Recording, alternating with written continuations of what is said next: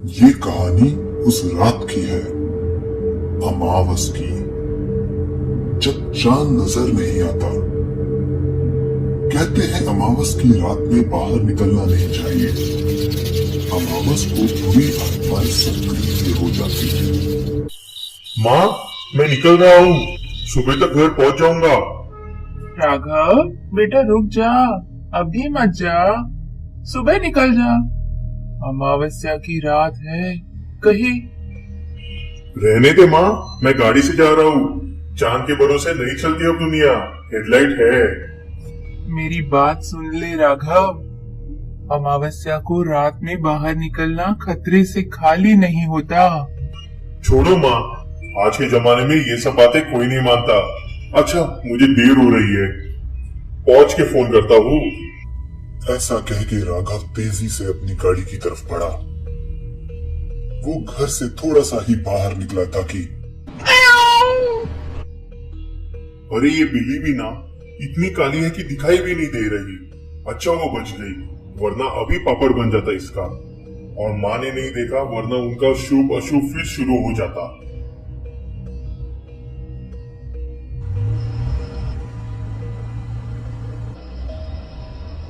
भाई साहब, कहाँ जा रहे हो इतनी रात को? मुंबई जा रहा हूँ। ऐसी कौन सी मजबूरी आ गई? रात बहुत है और अमावस्या है, सेफ नहीं है। बहुत किस्से सुने हैं यहाँ अमावस्या के। सुना है एक चुड़ैल है जो बुढ़िया के भेष में मुसाफिर को मार देती है। बेहतर होगा रात यहीं कहीं किसी लॉज में बिता के सुबह निकल जाना। आप पुलिसों के ऐसे बातों पे विश्वास करते हो? ये भूत प्रेत कुछ नहीं होता। मैं नहीं रुक सकता, मेरा सुबह से पहले मुंबई पहुंचना बहुत जरूरी है। ठीक है, हमने अपना काम कर दिया है, आगे आपकी मर्जी। पर कम से कम मेरी एक बात मान लेना, चाहे जो हो जाए रास्ते में गाड़ी रोकना मत। ठीक है, जरूर। ये पुलिस वाले भी ना हर बात पे कमीशन खाते हैं। मुझे किसी होटल में चिपकाने की कोशिश कर रहा था बुद्ध के नाम पे डरा के। हे चारू, तुम निकल गए ना? हाँ ईशु, बस अभी निकला हूँ। 6 घंटे का रास्ता है, सुबह तक पहुंच जाता हूँ। जल्दी आ जाओ, मैं तुमको मिस कर रही हूँ। और गाड़ी संभल के चलाना। हाँ स्वीटर। अच्छा मैं रखता हूँ, मेरे फोन में बैटरी कम है, चार्ज में लगाना होगा। हाँ, ये क्या था? कुछ टकराया मेरी गाड़ी से? राघव ने गाड़ी रोकी और अपना सर निकाल के पीछे देखा। हे भगवान, लगता है मेरे हाथों से किसी का एक्सीडेंट हो गया। कोई औरत लगती है, पर वो पुलिस वाले ने बोला था कि गाड़ी मत रोकना। क्या करूं? पर मैं ये सब क्यों सोच रहा हूँ? भूत कुछ नहीं होता। मेरी गाड़ी से कोई टकराया है और मुझे उसकी मदद करनी चाहिए। फिर थोड़ी घबराहट में राघव उस औरत के पास पहुंचा। उसका सर रोड की तरफ था और काफी खून बह रहा था। उसके बाल सफेद थे और साड़ी थी। हिम्मत करके उसने उसको पलटा और उसका चेहरा देखा। वो एक बुढ़िया थी जो बेहोश थी, पर उसकी आंखें पूरी खुली हुई थी। राघव डर गया। उसको लगा कि कहीं ये मर तो नहीं गई। पर फिर औरत ने कुछ हलचल की तो उसको समझा कि बुढ़िया अभी तक जिंदा है। अरे ये अम्मा इतने रात गए अकेले कहाँ जा रही थी?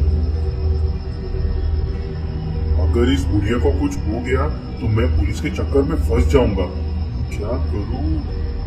क्यों ना इसे यही छोड़ के चला जाता हूँ। इतना सोच के राघव फौरन अपनी गाड़ी की तरफ भागा।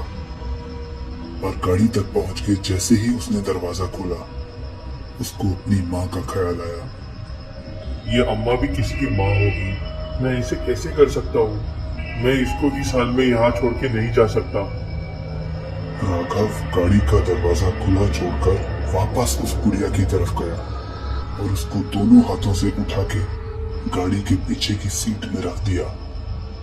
चिंता ना कर अम्मा, मैं अभी तुझे किसी हॉस्पिटल पहुंचाता हूँ, कुछ नहीं होगा तुझे।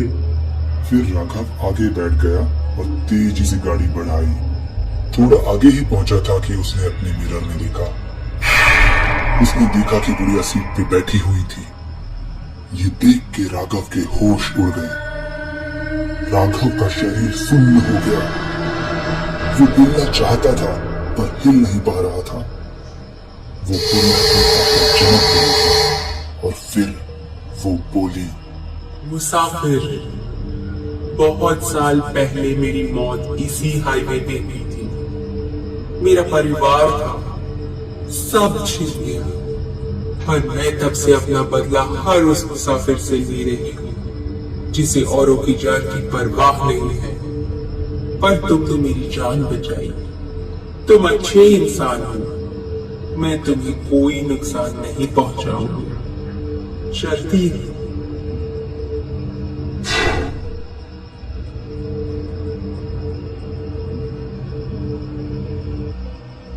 हे भगवान, शुक्र है आपका और माँ का कि मेरी जान बच गई।